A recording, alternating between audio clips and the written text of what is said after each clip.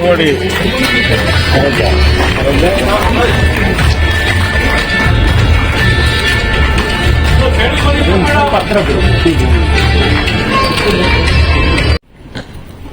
ಎಲ್ಲರಿಗೂ ನಮಸ್ಕಾರ. A spiritual master, Venerable Sri Vinay Guruji, was born on August 24, 1988. Guruji did his primary and high school at Koppa. Later he completed PUC in Shringeri and studied engineering at Suga. Guruji was very interested in God, meditation and religion from childhood.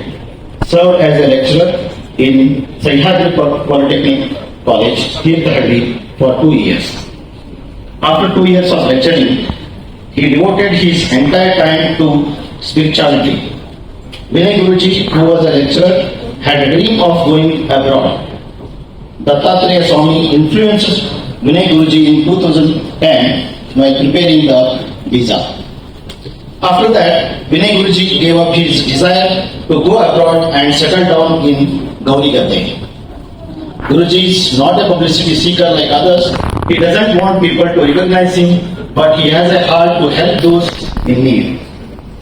Guruji's personality is different. He is neither Lekki nor Swamiji, nor does he receive any donations from devotees. An exciting thing for Guruji is his spiritual entanglement. Vinay Guruji's interest in spirituality started at an early age.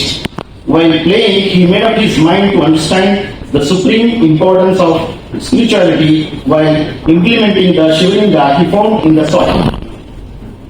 Shankaracharya's influence on him was enormous. Today, we all are blessed to hear Guruji's lecture on lifestyle management and spiritual thinking. Rajiv Gandhi University of Health Sciences wholeheartedly welcomes Guruji and requests you to deliver the lecture. Thank you.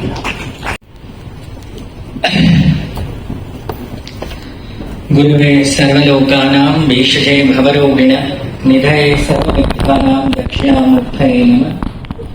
श्रुतिस्मृतिपुराणानाम् आलय करुणालय नमामि भगवत्पाद शंकर लोकशंकर. ओम सत्य ब्रह्माय विद्महे अहिंसा बोधकाय धीमहि तन्नो गांधी प्रचोदयात्.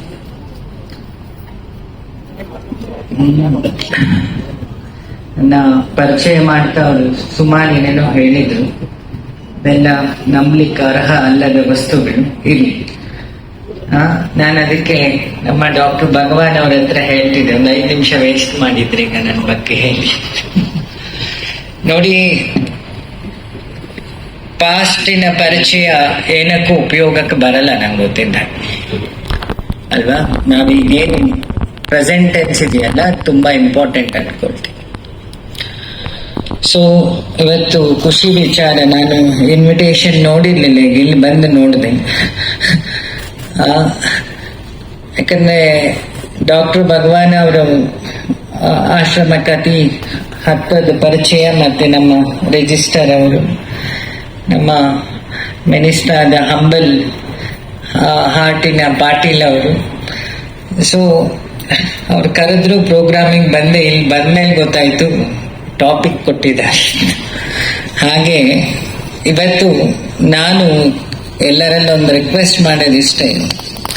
Doctor ಎಷ್ಟು ಜನ, how many are Kannada are how many are in English? All are Kannada. ಹಾಗೆ ನಾನು ಬಚಾವದೆ. Myself, I am the impure and imperfect media of Lord, trying for purification with 2 ethics, truth and service. ನಾನೊಂದು ಅಶುದ್ಧವಾದ ಮಾಧ್ಯಮ, ನನ್ನ ಐಡೆಂಟಿಟಿ. ಶುದ್ಧ ಆಗ್ಲಿಕ್ಕೆ ಸೇವೆ ಮತ್ತೆ ಸತ್ಯದ 2 ಆಯುಧಗಳನ್ನು ಹಿಡ್ಕೊಂಡು ಕೆಲಸ ಮಾಡ್ತಾ ಇದ್ದೀನಿ. ಇಷ್ಟು ನನ್ನ ಪರಿಚಯ. ಮತ್ತೆ ನಮಸ್ಕಾರ ಮಾಡಿದ ಕಾರಣ ಇಷ್ಟೇ, ನಾವೆಲ್ಲ ಭಾರತದಲ್ಲಿ ಹುಟ್ಟಿದೀವಿ. ಭಾವನೆಯಿಂದ ಕೂಡಿದ ರಥ ಭಾರತ ಅಂತ. Our nation is based on ethics. Today is the foundation day. The one profession that is equivalent to the Lord worship, one is army and the other one is the doctor. If there is ethics, some condition is there. If there is ethics, it's a worship. All doctors should have to practice 2 ethics. One is the compassion, toward the patient, because that is the first tablet. And second thing is the transparency in their work, and the profession should be a worship like yajna, not be a money oriented. ಅಲ್ವಾ? ಯಾವಾಗ ವೈದ್ಯಕೀಯ ವೃತ್ತಿ ಹಣ ಮಾಡುವ ವ್ಯವಹಾರವನ್ನು ಬಿಟ್ಟು ಕೆಲಸ ಮಾಡುತ್ತೋ, it goes like it leads to ವೈದ್ಯೋ ನಾರಾಯಣೋ ಹರಿಹಿ. ಯಾಕಂದ್ರೆ ಇದು ತುಂಬಾ ಇಂಪಾರ್ಟೆಂಟ್ ಡಾಕ್ಟರ್ಗಳಿಗೆ. ಈಗಿನ ಪ್ರೆಸೆಂಟ್ ಸಿಚುವೇಶನ್ ಹಾಗೆ ಆಗ್ತಾ ಇದೆ. ಇವತ್ತು ನಿಮ್ಮ ಯೂನಿವರ್ಸಿಟಿಗೆ ಒಂದು ಹೊಸ ದಿನ. ಯಾಕಂದ್ರೆ ಆ ನಾರಾಯಣನ ಈಕ್ವಲೆಂಟ್ ಹೆಸರು ಡಾಕ್ಟರ್ ವೃತ್ತಿಗೆ ಮಾತ್ರ ಇರುತ್ತೆ, ಬೇರೆ ಯಾವ ವೃತ್ತಿಗೂ ಇಲ್ಲ. ಆ ವೃತ್ತಿಯಲ್ಲಿ ಇವತ್ತು ನಿಮ್ಮ ಚಾನ್ಸಲರ್ ಹೆಸರು ಕೋಇನ್ಸಿಡೆನ್ಸ್ಲಿ ಡಾಕ್ಟರ್ ಭಗವಂತನ ಹೆಸರೇ. ನಾನು ಬರ್ಬೇಕಾದ್ರೆ ಡಾಕ್ಟ್ರೇ ನಿಮ್ಮ ಮಿನಿಸ್ಟ್ರು ನಂಗೆ ಗೊತ್ತಿದ್ದಾಗೆ ಪಾಟೀಲ್ರು 50 ಅಂದ್ರು. ಅದಕ್ಕೆ ನಾನು ಕೇಳಿದೆ, ನಂಗೆ ಯಾವಾಗಲೂ ಸಿಗ್ತಿರ್ತಾರೆ, ಇವತ್ತು ನಾವಿಬ್ರು ಮ್ಯಾಚಿಂಗ್ ಅಲ್ಲಿ ಇದ್ದೀವಿ ಹಿಂದೆ. ಕಾರಣ ಇಷ್ಟೇ, ನೀವೆಲ್ಲ ಇವತ್ತು ಹೇಳಿದ್ರಲ್ಲ ಉಪನ್ಯಾಸ ಬೇಕು ಅಂತ. ಇಲ್ಲಿ ನಾವು ಇಬ್ಬರನ್ನ ಎಕ್ಸಾಂಪಲ್ ತಗೊಳ್ತೀನಿ. ಒಂದು ನಿಮ್ಮ ಹೆಲ್ತ್ ಮಿನಿಸ್ಟ್ರು, ಇನ್ನೊಂದು ಡಾಕ್ಟರ್ ಭಗವಾನ್. ಅವರಿಬ್ಬರ ಮುಖದಲ್ಲಿ ಒಂದು ಟ್ರಾನ್ಸ್ಪರೆನ್ಸಿ, ಒಂದು ಜೋಶ್ ಇದೆ. ಆ ಜೋಶ್ ಹೇಗೆ ಬಂತು ಅಂತ ಹೇಳಿದ್ರೆ, ಒಂದು ತಂದೆ ತಾಯಿ ಕೊಟ್ಟ ಸಂಸ್ಕಾರ, ಎರಡನೇದು ಆ ಇನ್ವಾಲ್ವ್ಮೆಂಟ್ ಕೆಲಸದಲ್ಲಿ.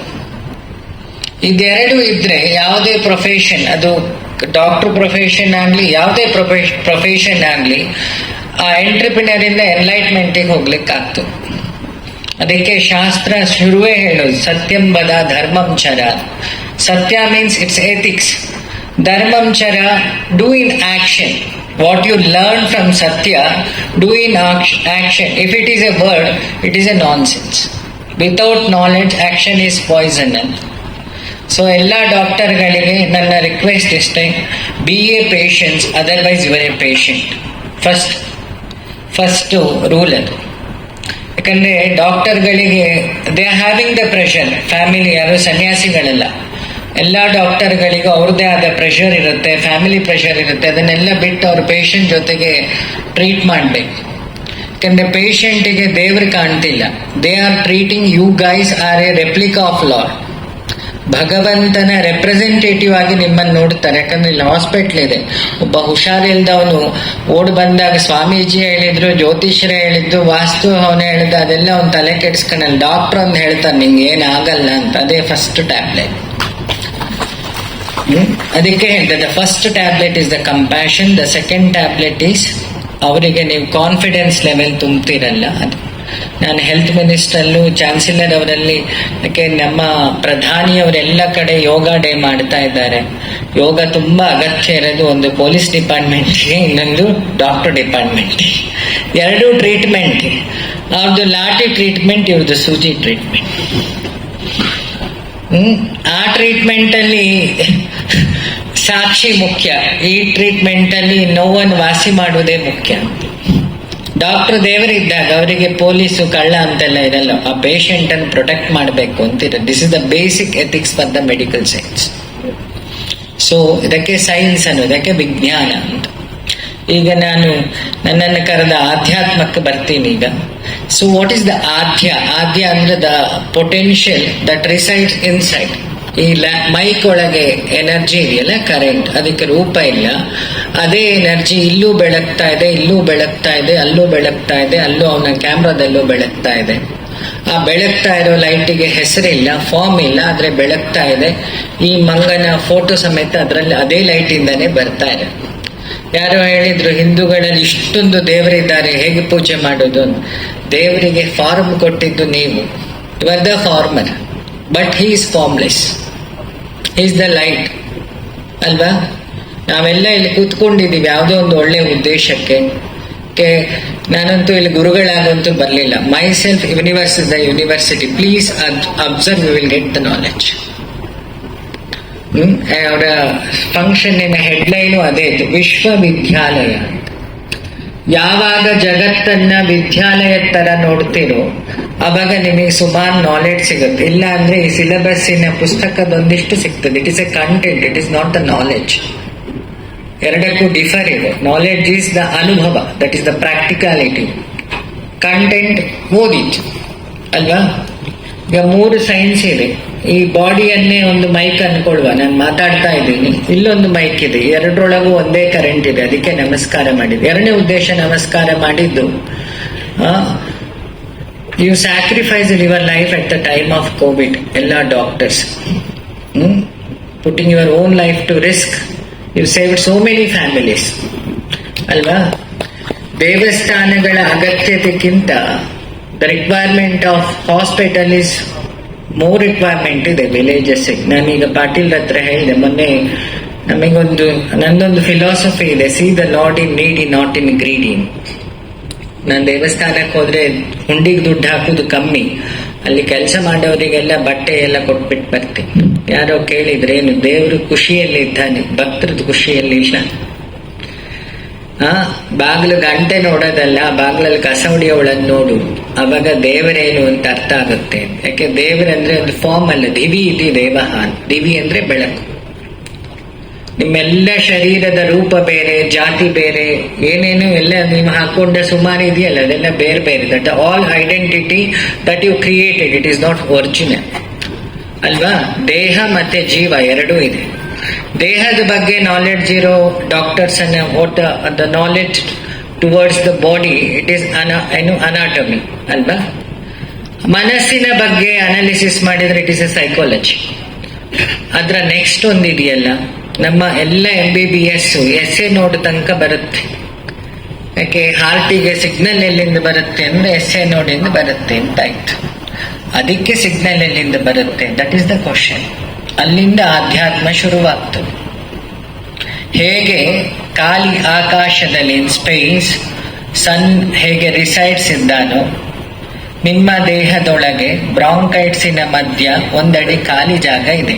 ಅಲ್ಲಿ ಚೈತನ್ಯ ರೂಪಿಯಾಗಿ ಭಗವಂತ ಇದ್ದಾನೆ. ಅದು ಆಧ್ಯಾತ್ಮ. ಆ ದೀಪದಲ್ಲಿ ಬೆಳಗ್ತಾ ಇದೆಯಲ್ಲ, ಆ ದೀಪಕ್ಕೆ ಸ್ಟ್ಯಾಂಡರ್ಡ್ ಆಗಿದ್ದು ಯಾವಾಗ ಅದು ದೀಪ ಹಚ್ಚಿದ ಮೇಲೆ, ಅದಕ್ಕೆ ಪೂಜ್ಯ ಭಾವನೆ ಬಂತು. ಹೇಗೆ ಈ ಬಾಡಿಯೊಳಗೆ ಚೈತನ್ಯ ಪ್ರವೇಶ ಆದ್ಮೇಲೆ ಅದಕ್ಕೆ ದೇಹ ಬಿಸಿ ಅಂತೀವಿ. ಇದಕ್ಕೆ ಆ 3 ಅಗ್ನಿ ಅಂತ ಹೇಳ್ತೀವಿ ನಾವು ಆಧ್ಯಾತ್ಮದಲ್ಲಿ. ಜಠರ ಅಗ್ನಿ, ನಿಮ್ಮ ಹೈಡ್ರೋಕ್ಲೋರಿಕ್ ಆಸಿಡ್ ಇನ್ MBBS ಲ್ಯಾಂಗ್ವೇಜ್. ಶಾಸ್ತ್ರದಲ್ಲಿ ಅದಕ್ಕೆ ಏನ್ ಹೇಳ್ತೀವಿ, ಅಗ್ನಿ. ಆ ಅಗ್ನಿ ಹೋದ ತಕ್ಷಣ ತೀರ್ ಹೋದ ಅಂತ ಪಲ್ಸಿಲ್ಲ. ಮತ್ತೆ ಇದನ್ನ ಚರಕ ಮತ್ತೆ ಸುಶ್ರುತ ನಾಡಿಯಲ್ಲಿ ಹೇಳಿದೆ. ಹಾಗಾಗಿ MBBS ಅವರಿಗೆ ಆಧ್ಯಾತ್ಮ ಬೇಗ ಅರ್ಥ ಆಗುತ್ತೆ. ಯಾಕೆ, you are always dealing with prana ಅಲ್ವಾ. ಬೇಗ ವೈರಾಗ್ಯ ಬರ್ಬೇಕಾದ್ರೆ 3 ಡಿಪಾರ್ಟ್ಮೆಂಟ್ ಅಲ್ಲಿ ಇದ್ರೆ ಬರುತ್ತೆ. ಒಂದು ರಾಜಕಾರಣ, ಇನ್ನೊಂದು MBBS, ಇನ್ನೊಂದು ಸ್ಟೇಷನ್. ಈ 3 ದಿನ ಬೆಳಿಗ್ಗೆ ಸಮಸ್ಯೆಗಳನ್ನು ಕೇಳಿ ಕೇಳಿ ಈ ದೇಹ, ಇಟ್ ಈಸ್ ನಾಟ್ ಪರ್ಮನೆಂಟ್. ಒಂದು ನಾಲೆಡ್ಜ್, ಯು ವಿಲ್ ಗೆಟ್ ಒಂದು knowledge when you are doctor. ಇವರ್ ದ ಜೀವ, you reside in the body, you are not the body. ಇಲ್ಲಿಂದ ಅಧ್ಯಾತ್ಮ ಶುರುವಾಗುವುದು. ನಾನು ದೇಹ ಅಲ್ಲ, ದೇಹದೊಳಗಿರೋ ಚೈತನ್ಯ. ಈ ಲ್ಯಾಪ್ಟಾಪ್ ಒಳಗೆ ಕರೆಂಟ್ ಹೋದ್ರೆ ಈ ಲ್ಯಾಪ್ಟಾಪಿಗೆ ಬೆಲೆ ಇಲ್ಲ. ಫ್ಯಾನಿನ ಕರೆಂಟ್ ಹೋದ್ರೆ ಫ್ಯಾನಿಗೆ ಬೆಲೆ ಇಲ್ಲ. ಬೆಲೆ ಬಂದಿದ್ದೆಲ್ಲಿಂದ?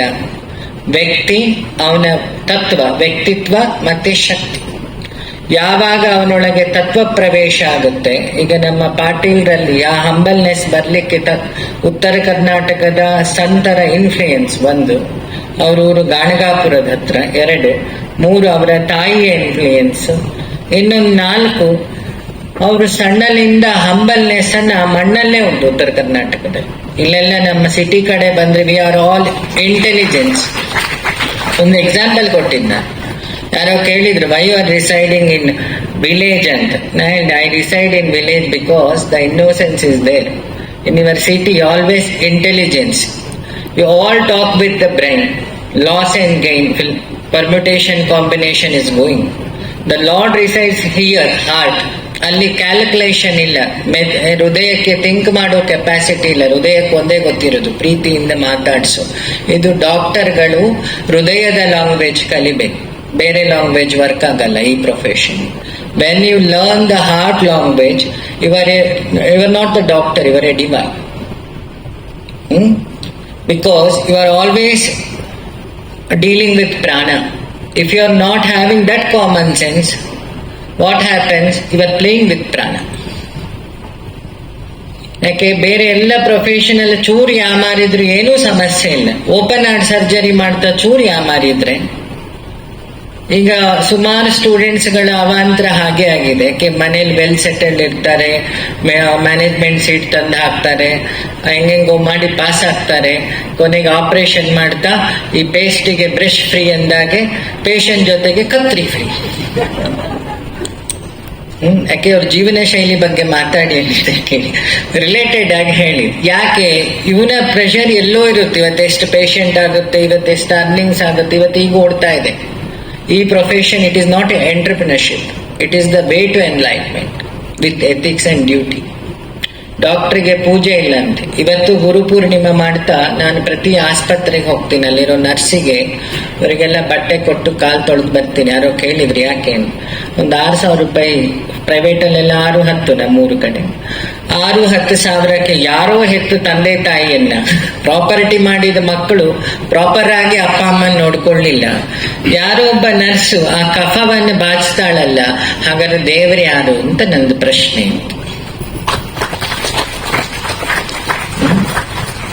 ಯಾಕೆ ನಾವು ರಾಮ ಕೃಷ್ಣನ್ನೆಲ್ಲ ಕತೆ ಬಿಡಿ ಅಲ್ವಾ, ಅದೆಲ್ಲ ಮುಗ್ದೋದ ಅಧ್ಯಾಯ. ಈಗಿದ್ದೀವಲ್ಲ ಅದನ್ನು ಮಾತಾಡೋಣ. ನಾನು ಪಾಟೀಲ್ ಹತ್ರ ಈಗ ಬಂದ ತಕ್ಷಣ ರಿಕ್ವೆಸ್ಟ್ ಮಾಡಿದ್ದೆ ಅದನ್ನೇ, ಒಂದು ಡಯಾಲಿಸಿಸ್ ಮೆಷಿನ್ಸ್ ಬೇಕು ಹಾಸ್ಪಿಟಲ್ಸ್ಗಳಿಗೆ. ಯಾಕೆ ನಾನು ಸ್ವಲ್ಪ ವಿಲೇಜಸ್ ಅಲ್ಲಿ ಓಡಾಡೋದು ಜಾಸ್ತಿ